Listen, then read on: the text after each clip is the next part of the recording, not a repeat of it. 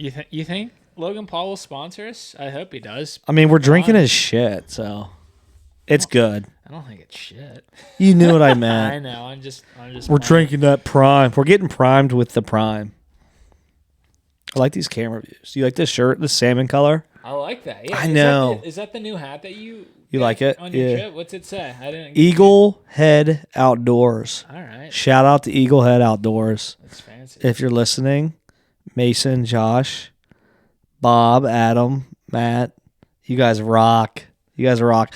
Probably had one of the most fun weekends I've had in a long time for different reasons than because it sounds bad. I've gone on vacations with my wife, and I'm like, no, this was the best time. Hey, you're backtracking. Yeah, I'm backtracking a bit, but best, really just awesome experience. So Eagle Head Outdoors, shout out. We love you. Nice. Shall we get started? I think we're kind of already started, but I should kick things off. Well, hold on. Before we kick things, I wish we had this, it could phase up to this. I mean, look at what Hayden did. Hey. This looks sick. It's pretty sharp. This looks sick. I know you posted something about it, but I hadn't seen it in person yet. Get listeners and viewers, so I'm as stoked as you are to see these letters and just see this whole vibe we're going with. I know you're not going to be surprised when I say this, but I'm still not quite done yet. I know. I'm always trying to tweak things. It's a blessing and a curse, but it's all good. Welcome to another episode of Unscripted Exchanges. I stole the thunder from you there. No, you didn't. I'm your co-host, Cole. And I'm your host, Hayden Huber. You're supposed to say co-host. I said co-host. Well, rewind the tape. You make me feel inferior when you say that. I'm the host. Damn it. All right. We'll argue about this later. I'll arm wrestle you for it and you'll lose. Anyway, welcome to another episode. I'm excited. I think we keep saying that, but honestly, every time I come to the studio or do it remotely, I am excited to be recording. I just enjoy it. This is fun. And also seeing the changes and seeing the feedback. I mean, we're getting a lot of good feedback from our listeners. So it's pretty exciting. Yeah, I agree with you. I mean, that's why we built this studio this way. The energy walking in, you feel excited. You feel like you're ready to go. Yeah. Did you like that? Yeah, you're gonna run through a wall and break down something. Yeah, when Mason said make him pay on the last day for the goose hunting trip, I felt like I was playing football again. I was ready to go. Do you ever have those songs on your playlist that just somehow bump up your adrenaline? That's a silly question. Lose Yourself by Eminem. Well, yeah, that's a go-to for a lot of people, but I just don't know what it is, but there's just those songs that really hit different or hit hard and certainly get your adrenaline going. There was a song I listened to today, and I cannot remember the name of it, but I was sitting in my office at work, and so I was getting some emails done, and my office is really quiet. I am the youngest in my office by 25 years. Okay. And it's just when I'm not there, it's like a ghost town. Yeah. So when I get there, I'm like, so I got my own, I'll open my door up and I'll crank some music. I'm like, we're all alive in here. We gotta be rocking. And I was playing, I can't remember what it was, this song today, but I had 3 of my coworkers message me and they're like, when were you born again? I'm like, you guys haven't heard this is a 2010 song, okay? Right. They're they're listening to The Who and stuff not that The Who's bad, but no, I understand what you're saying. I just went on a long rant about that, but I do get it. Hey, we do things different around here. We're good at going on rants. I'm vibing with you. Dude, we're vibing. Speaking of clothing too, your hat's fire. What about this shirt, man? That shirt? Yeah. I said when I walked in the room, I was like, "That's a dope shirt." Yeah, it's got a little bit of a Christmas vibe. Yeah, I typically wear it around. Let me finish. I'm sorry, but it's also got a little bit of I could go out to a cool restaurant on the beach that's a little chilly. Yeah, and kind of set this tone, set this statement.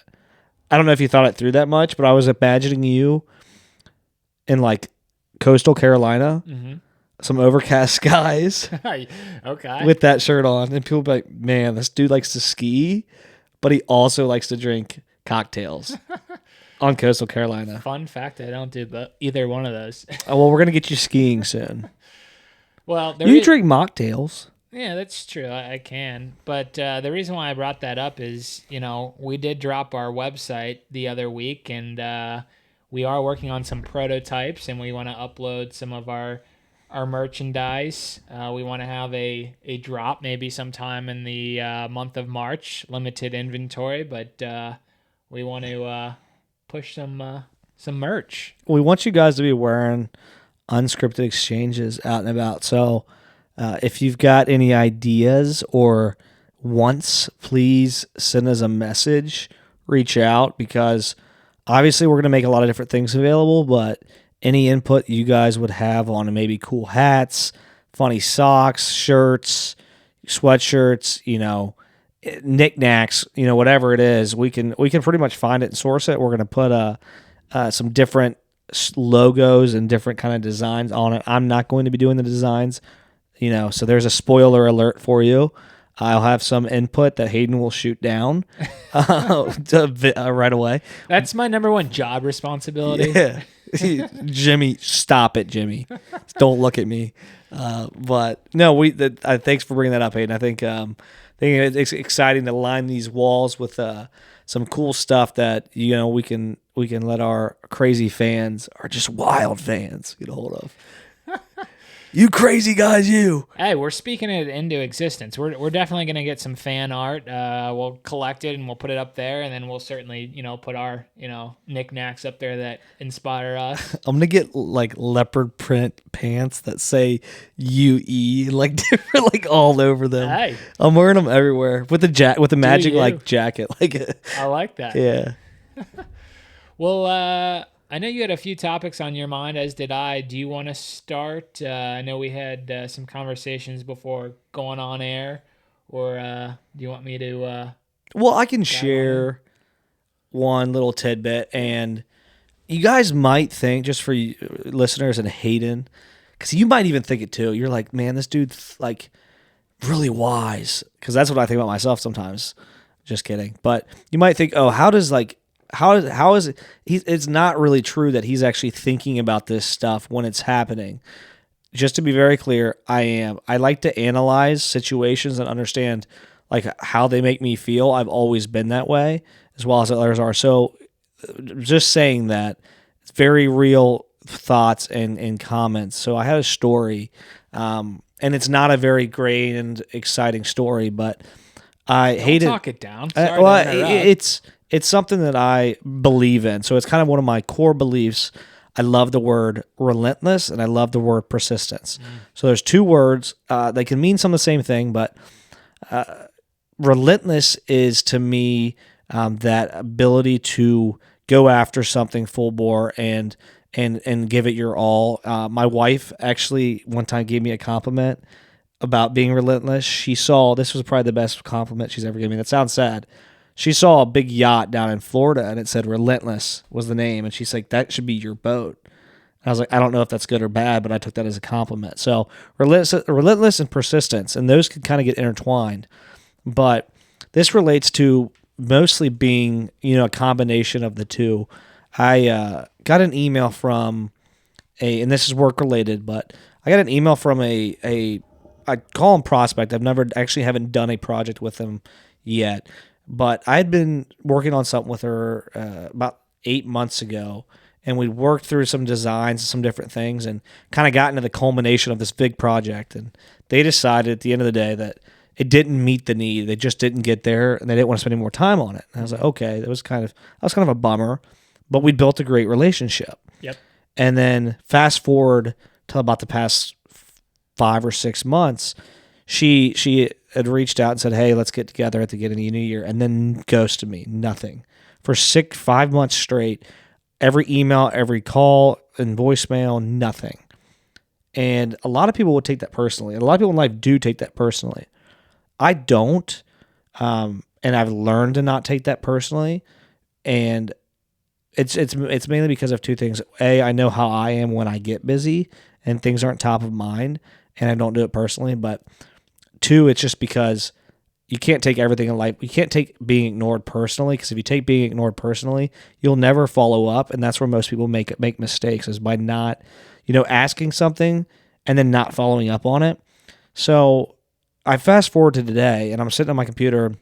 I'm like, I'm going to give her a call again, and I gave her a call.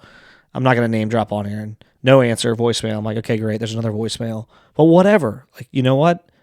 If she, maybe this will get through to her. So I got this long email saying, very nice, drawn out, took a lot of time, basically saying, I got your messages, really appreciate you, want to get back together. All of this stuff that kind of reaffirmed my feeling that, hey, we had a good relationship.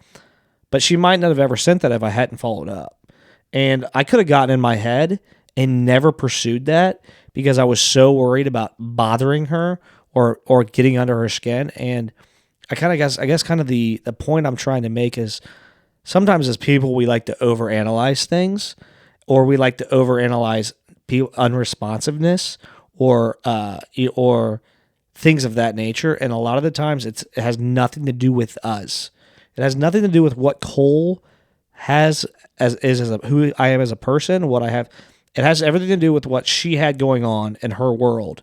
And I can't control that. All I can control is how I address that and how I follow up. So that had nothing to do with me, but a lot of us like to just worry that, okay, I'm following up too much. They must not like me. They must not care. So I'm not going to reach out again. Mm-hmm. And I just think there's a lesson behind that of, if you've got something valuable and you believe that relationship is there, then the relationship's probably there. If you believe there's value there, then 9 times out of 10, there probably is value in that, whatever you're chasing. So don't be afraid to keep chasing it till the value shows its ugly head again. I just think that was super interesting. I know I kind of went down a wormhole, but I think a lot of us like to stop before we hit that turning point as in relationships and endeavors. And it was just a nice reminder that I can't control everything, but my initial feelings on that relationship were correct. And if I'd have stopped following up, it probably wouldn't have gone anywhere because she's busy. She's got stuff going on.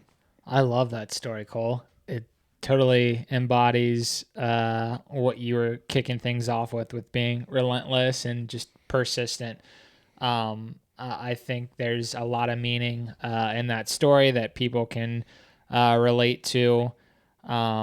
The one thing that I wanted to dive into a little bit deeper there is, at what point in time, and there's no right or wrong answer, but when do you take things personally versus, again, maybe this person has a million other things on their plate.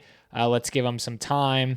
And as you were alluding to, you can only kind of control your response and how you manage that relationship. But are there situations that you think that you should take things a little bit personally? And maybe you don't, but... Absolutely. Yeah. Absolutely. Yeah, there are times when you should take it personally, but then you just address it. Yeah. I'm of the belief that if you feel some sort of way, just express it. Not like a go cuss somebody out because they upset you kind of way. Not like a burn their house down type of way. I hope not. Not to an extreme, but I've done that. Yeah. I mean, I'm not the customers and people. I've called out prospects and customers of mine that I thought were wasting my time, and I said, listen, are you spinning me around in circles and putting me off? Right. Or is this going to happen? Because I thought that, and I've said that, and in our day and age, a lot of people don't like to be confrontational. Isn't that wild? I totally agree with that. Yeah. People don't like confrontation at all. No, people like shy away from it. Yeah. It's that fear of failure or that fear of rejection, right? So if you were working on something and you had a great conversation, but then let me ask you this. If you had 6 conversations over 6 months with somebody, and then it just kept on, and then you had the 7th conversation and the 8th conversation and the 9th conversation, and was going absolutely nowhere, but they kept telling you like, well, after one more call, like after one more conversation, we'll do this, and it kept on happening, how would you feel? Like you're getting played. And so how would you address that?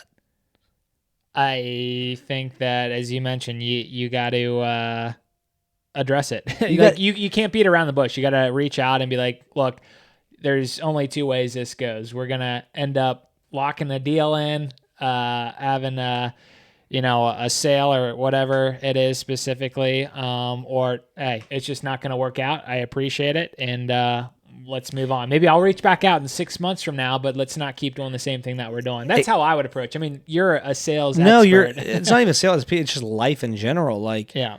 it's you're exactly spot on. But I think there is the point of the story. The point of your question, is there a time to take it personally? Yes, but it's how you address it too. So you take that personally, like That's so important, by the way. yeah. You're like, is there a time to take something personally, to take rejection personally, or being put off? There is a time, and you'll know it. Usually, you'll know, like, okay, I've hit a point where my frustration's bubbling, and because a lot of the time that usually takes, there's that period of like, okay, they just ignore me a couple times, or they haven't called me back, whether it's a friend, a family member, and there's a time, and then you get to the point going, now I just feel disrespected. Yeah. Now I feel like I've put a lot of effort into this, and I want to say something. And a lot of I think there's some nuance to the situation, there is. too, by the way. There is. For anyone that's taking that like very literally, like if you, and again, it goes back to communication and your relationships with whomever you're working with. Like if you've reached out to someone and they haven't initiated a response, and you keep sending messages and they're just not responding, I mean, I think it's a little bit goofy to take that personally. Now, if you've had, like you said, 6 or 7 conversations or meetings with them, and they've blown you off, or they keep saying, well, next meeting we'll talk about, locking in this deal or whatever it is.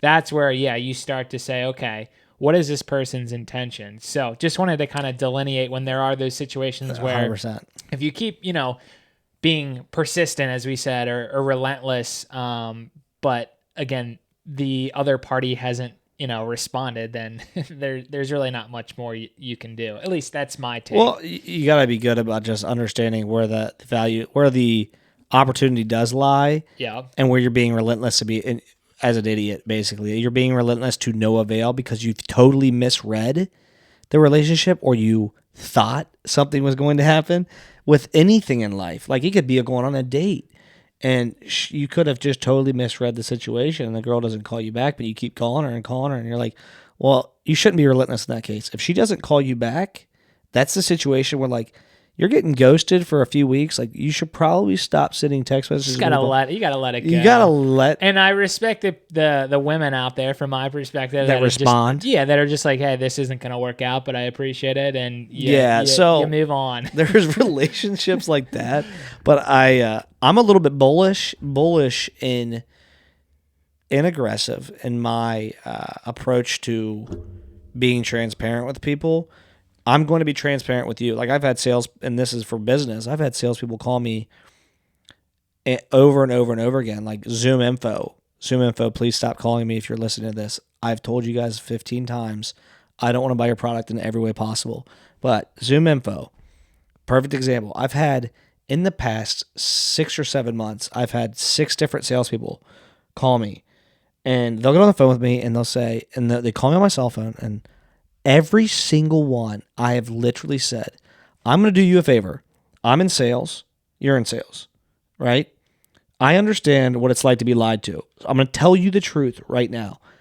There is no way on God's green earth I am going to buy your product now or in the near future. I do not want it. It is not something I need. I will not use it, nor will anybody at my company. This is a dead end. Please, please, please take me seriously. I'm being honest with you, because I wish prospects told me this too. 5 years ago, when I was calling 1,000 people a week, and people would say, yeah, call me here, call me then. They were all liars. Yeah, it's an excuse. There's an excuse. And we talked about excuses on, what was it, episode 12 or 13? Something like that, yeah. Yeah, but this is a good example of, like, I seriously sat there and I was being honest. I said, I'm telling you, you're doing a job. I don't want it. Don't, like, guess what happens every month? A phone call. Still get a call asking if I'm interested, seeing that I talked to one of their colleagues. I'm like, did your colleague put in any of the notes? So you engage again? 100%. But why? You've already let them know where you stand because I'm trying to teach. I'm hoping they learn the lesson one day, and I'm a nice person, and I'm in sales, so I understand that probably this poor SOB didn't get the message from the last one, and I've engaged. Every time it takes me 5 minutes to tell them absolutely not, and then I tell the next one, hey, your predecessor clearly didn't learn, so I'll tell you again. I don't want your product. Hopefully they're recording this phone call so you guys can practice your sales pitches because this is a really bad person to prospect with. So I'd handle that a little bit differently. And you would ignore it? No. Dude, if you ignore them... Hold on. I would do what you just did where you let them know, look. I'm honest. I'm brutally honest. I'm honest too. But I want to keep engaging with them as they keep reaching back out. I would just block them. It's not worth. They call me from different numbers. That's the problem. Well, you're right. You've got a different perspective than I do because you don't know when to take a call versus when not to. Like if it's a random number, I won't take the call. Yeah, see, but I'm in sales. And when you're calling me too, I'm blocking you half the time. Yeah. Well, I'm in sales, so I'm like, right. I'm like point. Every phone call that comes in that I don't recognize the number, could be a customer or prospect. Yeah.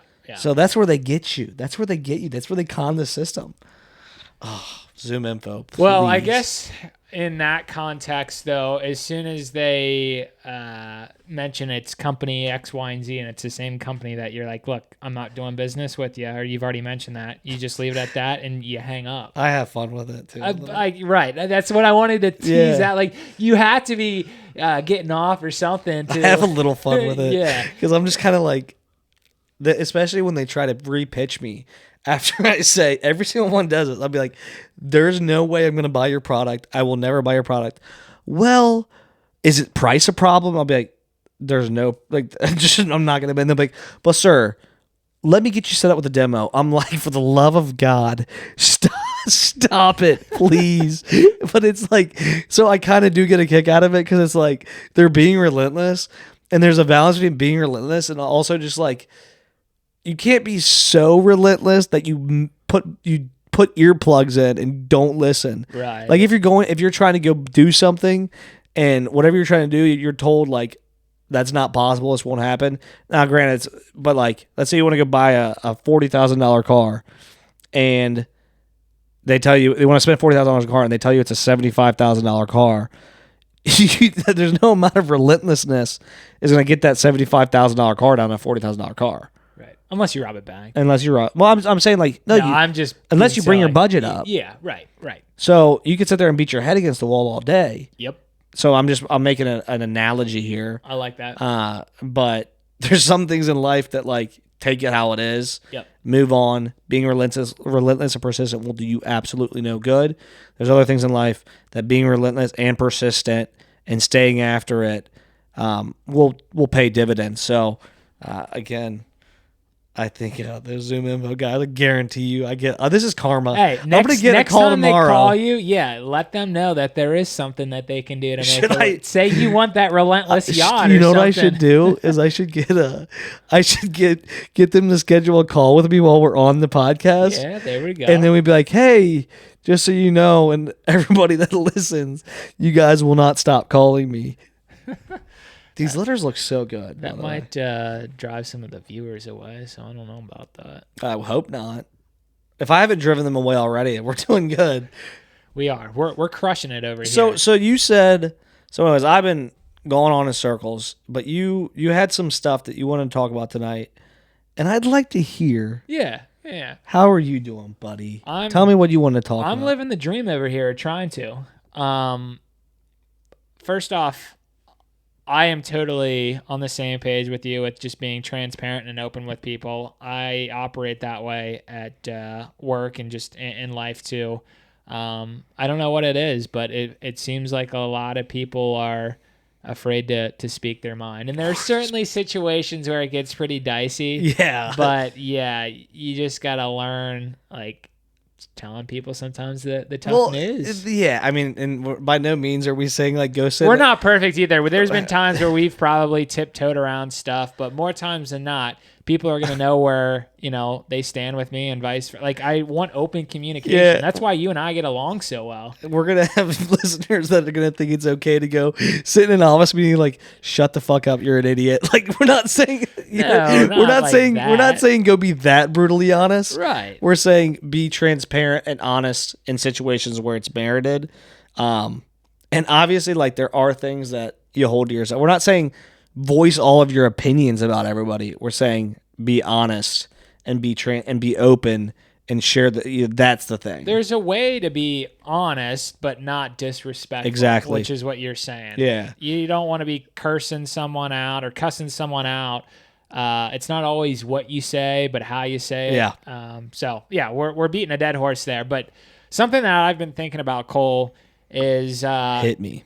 And this is something that we had a streak going for. It was the Cincinnati Bengals, and we haven't talked about them for a couple of episodes. But basically where I'm going with this is, and we can tie some of our personal projects and business life into this, but they just fell short of their goal. Mm-hmm. They essentially have to, or quote unquote, start over. How do you start over, whether that's in business, in life, if you're the Cincinnati Bengals? Like, what mindset do you need to have? Like, where do you begin? I know that's kind of a multiple question there, but really the topic is, like, where do you begin when either you just fall short of your goal or you reach your goal? Then the next, thing is, well, what's next? Well, define starting over.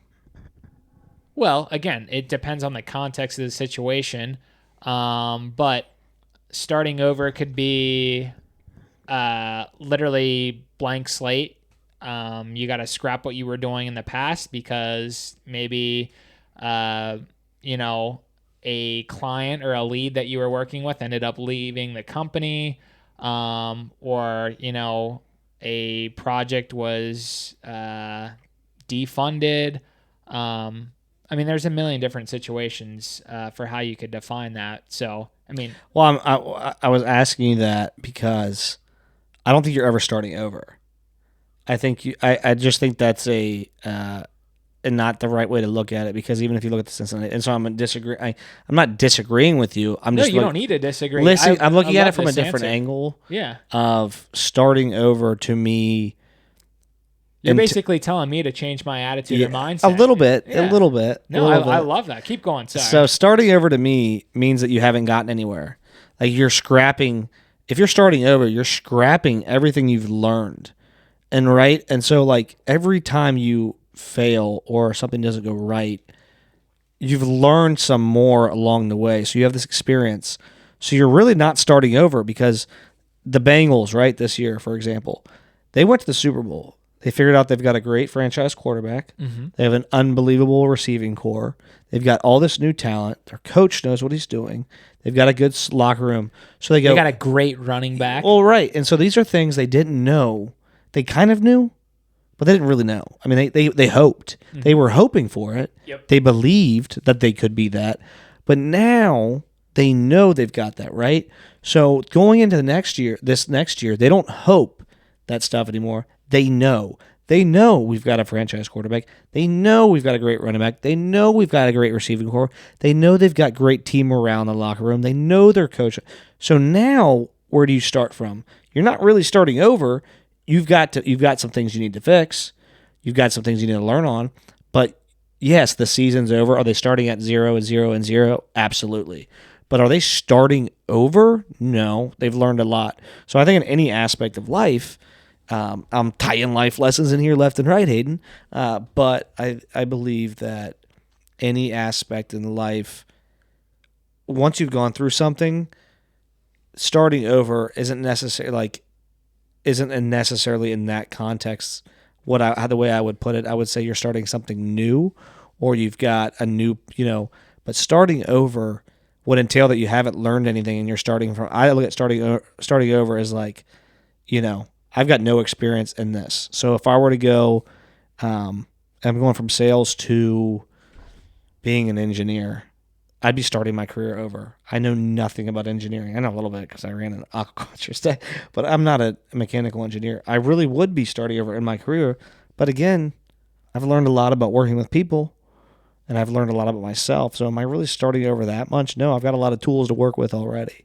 Okay, I like that a lot. I'm going to weigh in and try to answer my own question there. And maybe, yeah, poor choice of words. Not poor choice. It's just starting over. my opinion on it. Yeah, but I'm talking about, and you kind of asked me, like, what is your definition or what do you mean by that? And I'm kind of backtracking here. Starting over is, in my mind, like, each week is a new opportunity. Mm-hmm. You're quote unquote maybe starting over. You could use that phrase there. And for me, it's starting with the right, again, mindset. You're not necessarily starting over. You need to take the wins from the previous week and parlay that into this new week. You want that momentum to continue to build. How do you do that, or how do I do that? It's writing things out. I know that sounds very basic, not anything too insightful, but again, just the power of writing things out or planning. Hey, I still need to get to my ultimate goal of X. In order to get there this week, I need to do all of these mini milestones to continue to help me march towards, that true North Star. All right. So that's kind of how I approach things from like a business setting or even just personal goals with fitness. Like, hey, I need to run 100 miles this week. And I just threw out a random number there. Okay, how am I going to get to 100 miles? Well, if you do just some math there, you got 7 days in a week. You break that out over, those 7 days, and it could be, I'm going to do my first 2 days is my big runs at 15 miles each. So I'd be up to 30 miles. And then you got, 70 miles left. And then you could divvy up the remaining portion over the remaining 4 days or 5 days of the week. Right. And I know that's just a very specific example. But again, the point being is recognizing where you are and where you want to go and putting that plan of action in place. And the Bengals was just, that example as well.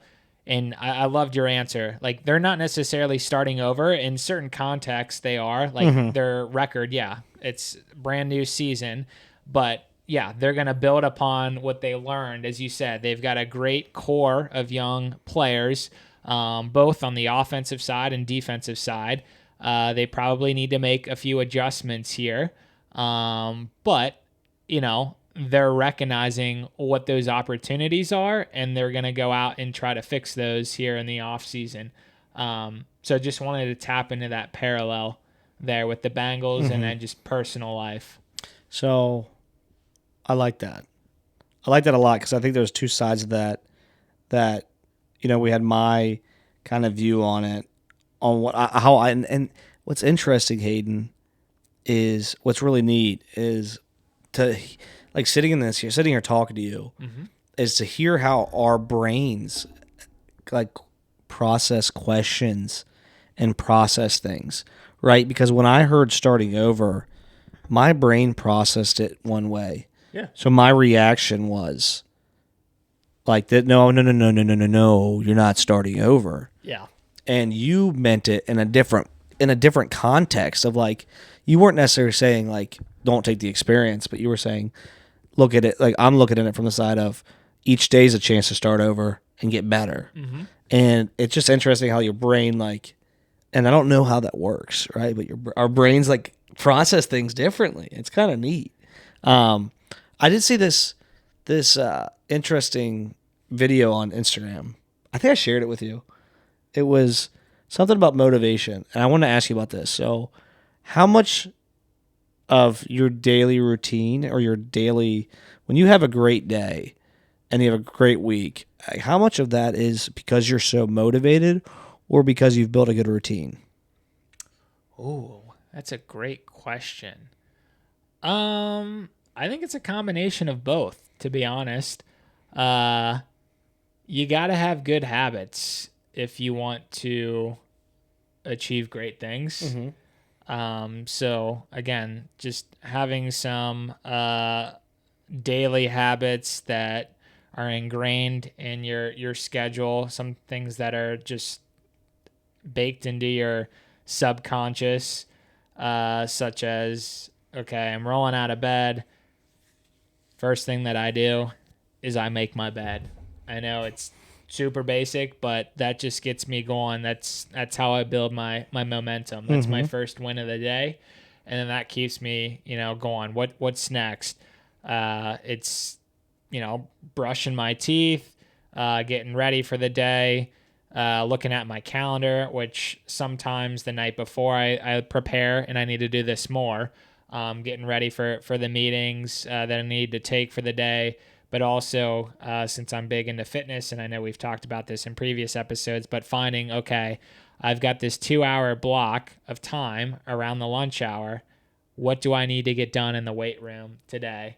And yeah, how do I tap into motivation or inspiration? Some of that I think is uh, internal. There's just certain things that motivate me, just memories of things that could drive you. Mm-hmm. Or yeah, there's those external forces or resources such as Instagram. There's a lot of good stuff out there that can provide uplifts and help you get through the day.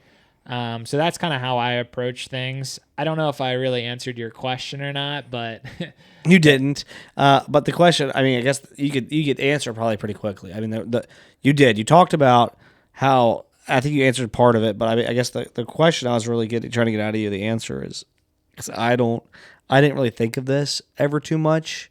I used to have a big problem with it, and that's why I asked the question of, when you have those days where you're just exhausted and you don't feel like doing stuff, and then you get on social media or you compare yourself to somebody else, or you think about, well, like was really great motivated yesterday, but I'm not that motivated today, and you're like, well, how are other people motivated every single day?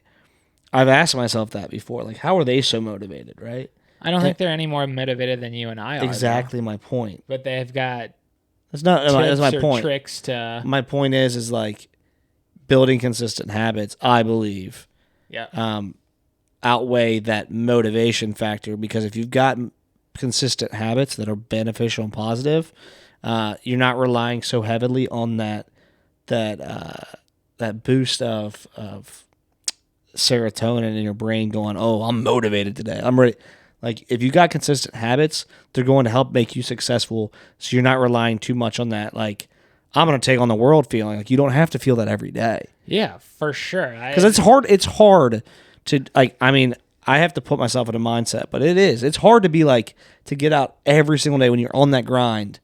But that's where those habits and that like you said, those right things that help you get wins, that's where, like, you don't have to just go listen to AC/DC, Highway to Hell to get pumped up for the day. You're doing things that are helping you get there, but you don't necessarily need to be that jacked up for every single thing. Totally. I love that call out. I mean, look, there's going to be certain days where, I roll out of bed and yeah, it's just like, shit, I got to get going, but I don't want to get going. And you got to find a way. Again, nothing too insightful there, but sometimes it's literally just, pushing through. And sometimes you might not be inspired to start your day.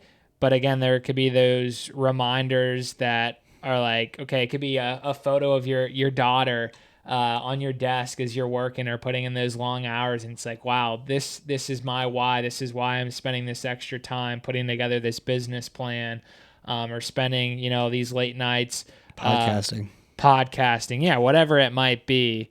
And basically where I'm trying to go with this is each person has their own reason or their why, and not losing that for when you do have those bad days, or days where, yeah, you're just not as motivated. And for me, yeah, when I'm not as motivated as I would like to be, I try to take a mindset of being grateful for what I have, because I could always be in a less fortunate situation. Yeah, every once in a while too, I could go out to the internet or Instagram and find those, very powerful messages or just quotes from people. And sometimes it's just those little 30-second, videos that really just change my mindset like that, or attitude or behavior. And it's like, okay, if they can do it or if they're preaching this, then why can't I do it? And I'm also a big believer in doing things consistently that might be okay, but not great. Like that's better than doing a lot of great things not as frequently. Yeah. And I know there's a fancier way of saying that, but I read something recently around that where it's better to be consistently good than to be infrequently great or something like that. Mm-hmm. Yeah. So for me then too, with working out, like I would rather still work out, almost every day. Now a day or two out of the week might not be as great, but I'd rather still put in that time. Mm-hmm. The workout might again not be up to my standards, but it's better doing that than not doing it. All right. I couldn't agree with you more on that. I think for me, I have two things to kind of hit off what you said is 100%. There are those days where you're just like, you wake up and you just know the morning hits different. You wake up and you're just like, well, yesterday I felt like what take me back to that feeling, but you can't get back to it. You can't. So you're like, oh, this will be a long day, right? Yep. And you still get up and do it. Like you can't. You don't sit around. And a lot of the times, for me, I find that like ability to make myself get up and start, even though I don't feel like it, right? Whatever it is, whether it's getting up and getting on my computer to get work done, or getting up and helping out with something around the house with my wife, or getting up and going and running an air, whatever it is, something I don't really want to do. Like I have no intention. I'm so demotivated to do it, but I still do it. It has the opposite effect for me, at least. Like I'll be like, every time I do something I really don't want to do, but I know I need to do it, I have this boost of like, hell yeah, like let's go. Like I didn't want to do it, but I still did it, Yep. and I feel 10 times better for doing it afterwards. So it's like almost motivating me when I'm not motivated to do something, but I still do it, because it's like I did that without being motivated. Like I did that with no desire. Like what else am I capable of doing? If I can push through stuff that I have no motivation to do, like how much can I do when I am motivated to do it? You know what I mean? So I've definitely and again, I also think I've struggled with like being able to not put a lot of pressure on myself. I'm sure a lot of you listeners can agree, can understand this like thought of, over analyzing like the times I do take a break, or watch TV, or don't have a great work day. You're like, well, man, I suck, or I should have worked harder. I should have this, should have that. And it's like, again, to what your point is, it's like you did it. Even if it wasn't your best work, even if it wasn't the hardest you worked, you still did it. On a day that you were down, on a day that your head really wasn't in the game, you still made a bare minimum effort. Whether sometimes it's bare minimum. Sometimes, like you said, sometimes it's the workout's gonna suck. As far as like your just head's not in it. And maybe it turns a corner, but you're like, okay, I'm going to get my hour workout in. It might not be the best, but I'm going to get it in. And sometimes I've struggled with that. And I realize like now looking back on it as I get older and have more experiences, and realize that better consistent habits help me eliminate that need for all that motivation all the time. Right. That, getting through those days is huge. I mean, I think those tough days are what build character. Yeah, getting through them, getting to the end of that day and saying like, I still got what I need to get done. I didn't enjoy it, or wasn't like I just was down day for me. I didn't do all of it, but I did something, and I still went to the gym, or I didn't call in sick to work because I didn't feel like going, and I still went in. I had a headache. I took some Tylenol, and I got my stuff done. Whatever it was, you didn't let. I think it's a really rewarding feeling when you push through that stuff. Like the more you push through it, like the the cooler it is, right? Totally. So, like, for the listeners, we've talked about this. I quit drinking. So, for any listeners out there, about almost 40 days. I think it's like 40 days. Okay. And, like, I've been through, like, several situations where, you know, I was like, it's called exposure therapy. You're, like, basically around other people drinking, like, in any situation. And, like, it was hard at first, but now it's like, man. You don't even give it much thought. No, and it's awesome. Like, it's a rewarding feeling Yep. that I pushed through something difficult. So, again, just one of those, like, things that motivate you in little ways, too. Yeah, and one other thing that I'll add around that is I'm sharing my experiences. A lot of times when I'm not motivated, it's because I'm tired. I think there could be different situations for why you might not be motivated, and that can take, you know, different solutions to overcome that lack of motivation or, you know, as I said, pushing through. Like someone that's, you know, depressed, like that's a different beast, which we're not going to get into. But for me, more times than not, okay, I'm not motivated to, go on a long run because I'm tired. I didn't get as much sleep as I would have liked to, or I'm not feeding my body the food that it needs to fuel it.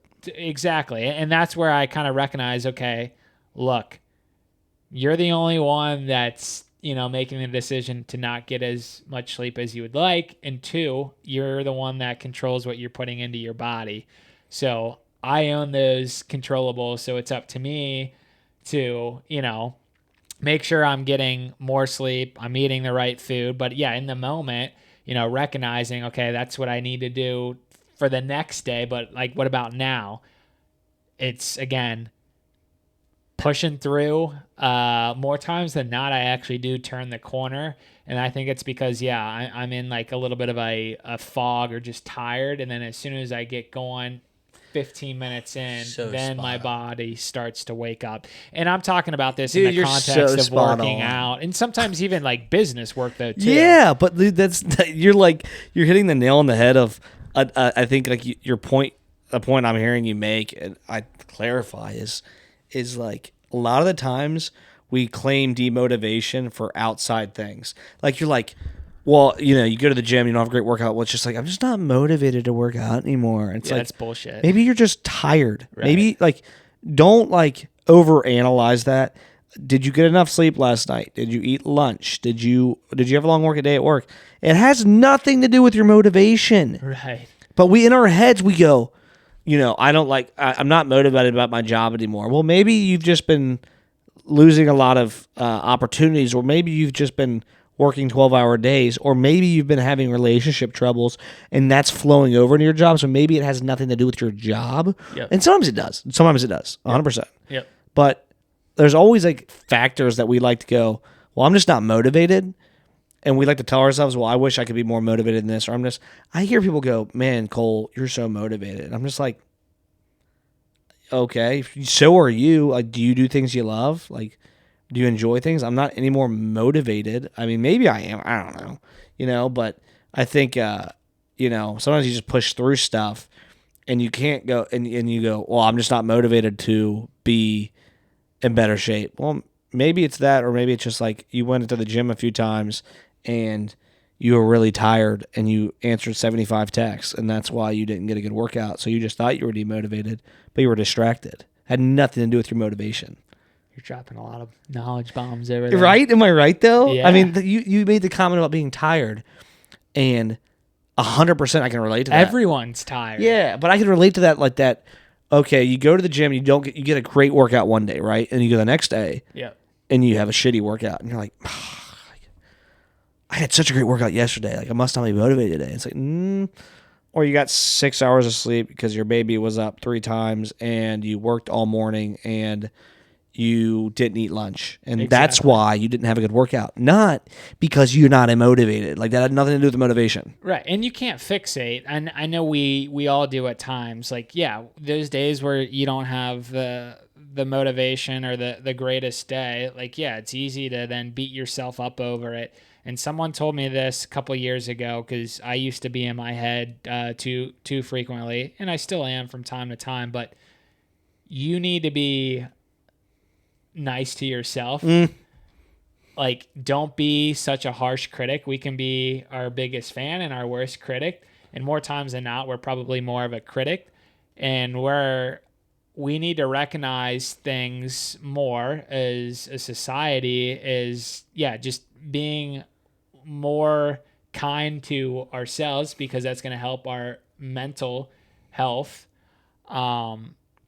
And essentially, you don't want to be beating yourself up, because that's not how you talk to other people in the real world, right? So why the hell would you talk to yourself like that? And someone like explained that to me like that, or I saw a video online and I'm like, wow, it really clicked with me. Now, again, you're still going to have some of those instances where you that voice in your head's, saying stuff that isn't so great, but you got to learn, that, hey, those are just thoughts, and you're not gonna why am I beating myself dude, up? You're not going to go to someone and go, you lazy losers, or why are you calling yourself that? You're not going to say, well, you really suck. Right. Talk to yourself how you want to talk. You talk to other people. I like that. Well, words matter too. The power of words. Like I've changed I've changed my vocabulary, and I'm still changing my vocabulary. Like there's certain things that I'll just no longer use, or I'll frame up things differently. Like, again, if you're not feeling motivated, instead of saying I'm not feeling motivated, you could say, I'm not having my best day, but I get the opportunity to still push forward. Like, when I have those instances where it's like, shit, I have to run 15 miles today. The moment I have that like thought, I change it as, oh, I get the opportunity to go out and run 15 miles. I could be 6 feet underground. Right. I mean, I don't know when my time's going to come. If you're not ready to run through brick walls right now, I know while you're everything listening to keeps going back to no, like, it gets me fitness. high. No, I'm saying I didn't mean like literally run. I meant you're just getting me excited. Like our listeners get hyped about your lives. Dude, I'm loving this episode. This is probably our best one, man. Get excited to wake up in the morning, and if you're not, it's okay. You got a day. It's okay to have those days. But I'm pumped. You got me excited, man. Like we're crushing it tonight. I could do like the little shimmy shake, No, I think there's a lot of just enlightening topics and stuff we talked about. For you listeners and people that are on this journey with us, stay after it, stay motivated, or find ways to complement that motivation with the right habits, the right mindset. Lean on friends, lean on family, and get after it.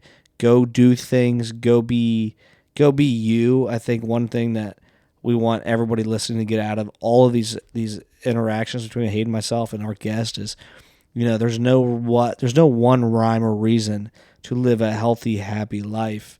It's a culmination of different opinions and topics and values. So get after it. Stay happy. Live life. Be you. I knew you'd love that. But we really appreciate you guys listening. I think it's about time we wrap it up. What do you think? I think so. Am I signing off? You're signing off. You kicked things off. Yeah. I did the first half of the sign off. You did the second. Well, thank you to everyone that has tuned into this episode. We say it each and every episode, but we truly do appreciate you guys giving us your time to listen in. Again, a lot of great feedback. We're continuing to be receptive to that feedback, making some changes, talking about, certain topics. So if you have additional things that you would like us to cover in upcoming episodes, please don't hesitate to reach out at unscriptedexchanges@gmail.com. Cole and I have some exciting stuff in the pipelines. We're not going to share everything just yet. I mean, we've touched on a couple of things, but we're going to have some merchandising coming. You can see the studio. We've got some upgrades. I mean, we're constantly evolving around here. And as I say, the best is yet to be. Let's get it. Thanks, guys. Thanks, everyone. Have a great one. Bye-bye.